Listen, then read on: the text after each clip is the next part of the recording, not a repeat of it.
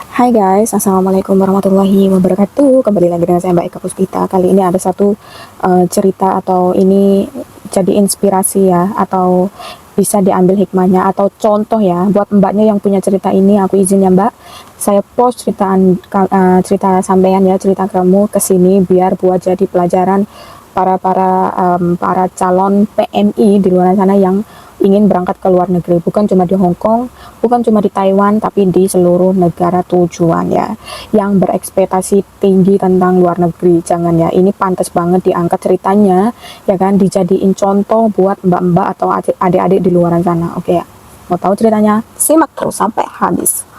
Oke guys, ceritanya gini, ada salah satu CC atau PMI asal Indonesia. Dia ini ex guys, ex ya, bukan non, tapi ex. Dia itu udah 12 tahun kerja. Yang pertama itu dia kontrak satu majikan di satu majikan ya selama 10 tahun. Itu finish ya. Semua finish 10 tahun.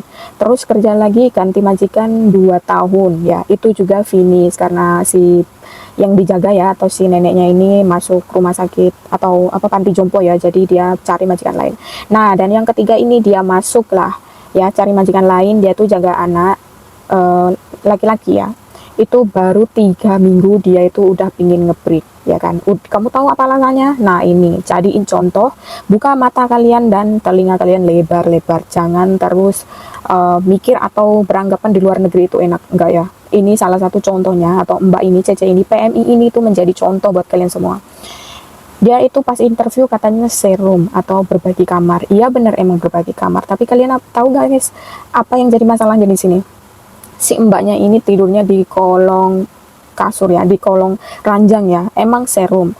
Biasanya kalau tidur di bawah ini udah normal, udah biasa di sini, tapi yang nggak biasa si mbak ini nggak dikasih bantal, nggak dikasih, terus apa namanya, kasur pun nggak dikasih ya, cuma dikasih selimut guys. Jadi tidurnya itu di bawah kolong ya, jadi atas bawah yang kasurnya itu atau ranjangnya dibuat anaknya, dia itu di kolongnya. Dan si apa namanya, si majikan ini dia nggak ngomong, dia nggak ada ngomong kalau tidurnya di kolong, dia cuma bilang ngomongnya berbagi ruangan sama si anak laki-lakinya ini gitu. Tentu masih kecil ya, jangan pikiran aneh-aneh, anaknya itu masih kecil karena dia momong atau menjaga anak laki-laki ini gitu. Jadi dia berbagi kamar, tapi yang nggak expect, yang nggak habis pikir ya, dia itu tidurnya di kolong tanpa dikasih kasur ya. Biasanya kan kita kalau nggak dikasih kasur atau nggak ada ruangan, kita kan pasti dibeliin kayak kasur lipat gitu loh, kasur lantai gitu kan. Dia itu nggak sama sekali ya guys, jadi cuma dikasih selimut tanpa bantal, nggak ada apa, nggak dikasih piring terus sama gelas ya kan. Jadi dia itu pakainya tuh piring sama gelas bekasnya si anak gitu loh guys, ya kan.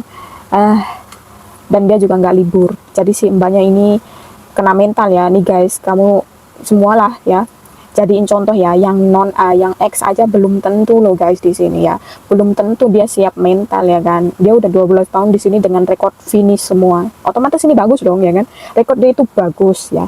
Tapi mungkin apa namanya, ini belum jadi rezekinya dia ya. Jadi yang ketiga ini dia itu pengen ngebreak saat itu juga dengan membayar gaji ya kan. Jadi dia ini cerita di salah satu agensi, saya sih nggak tahu nama agensinya apa ya, cuman cerita ini menarik buat dibahas untuk dijadikan pelajaran buat kalian semua yang di luar sana berekspektasi tinggi ya tentang luar negeri.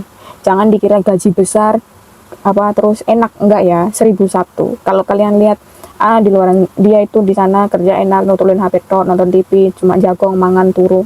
Itu kan yang kalian lihat loh ya kan, itu yang kalian lihat, tapi tidak dengan realitanya ya guys. Masa iyalah kita mau nyuci WC, terus kita nyapu ngepel, kita mau upload ya kan, hai guys aku lagi ngepel nih, hai guys aku lagi nyuci kamar mandi nih, nih babu nih, kan enggak gitu loh ya kan. Jadi kita tuh pasti nampilinnya yang baik-baik, yang bagus-bagus gitu loh kan. Di sosial media ya wajar aja gitu loh kita berekspektasi atau kita berekspresi, atau pas kita libur kita dandan, kalian kan taunya kan kita senang-senang.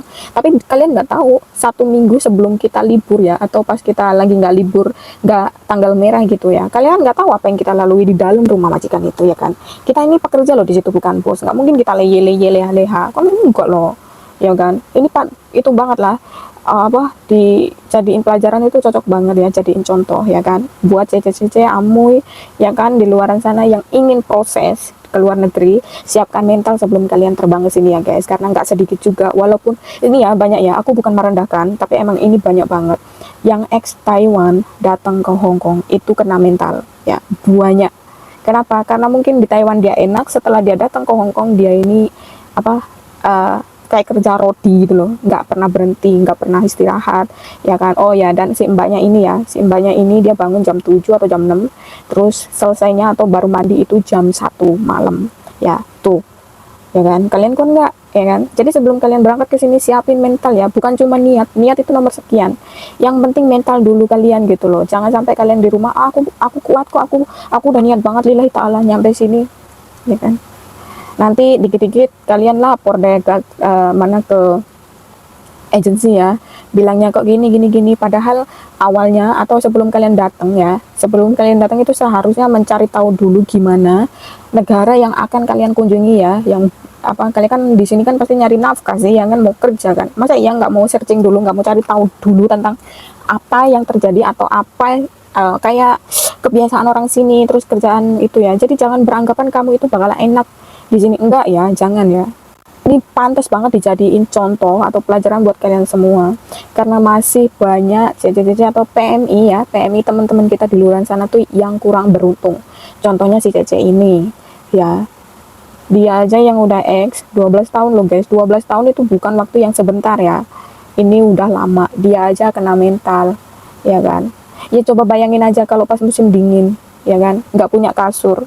Nggak usah ngomongin orang lain deh, baik aja kalau aku sendiri ya, kalau tidur nggak pakai bantal sakit loh, sakit kepala, pusing ya kan, badannya juga sakit kalau nggak pakai alas ya, minimal alas kayak atau apa. Tapi enggak loh guys, dia tuh nggak dikasih, jadi cuma dikasih selimut tok ya kan. Alangkah nemennya gitu loh. Maksudku ini majikan tuh kalau nggak niat ngejeng Cece atau memperkerjakan Cece, ya uas nggak usah dikerjain, maksudnya nggak usah ngejeng gitu loh. Kalau emang mau ngejeng Cece atau memperkerjakan, ya disiapin fasilitasnya. Masa iya mau enaknya doang? Ya bener, kita di situ babu, masa iya sih mentang-mentang kita di situ babu ya, atau pekerja migran ya kan, pembantu dia punyan, diperlakukan seenaknya. Ya kita juga manusia kali, kita juga punya, kita juga bisa sakit ya, kita bukan robot, kita bisa sakit, kita bisa apa namanya masuk rumah sakit, kita punya nyawa ya kan.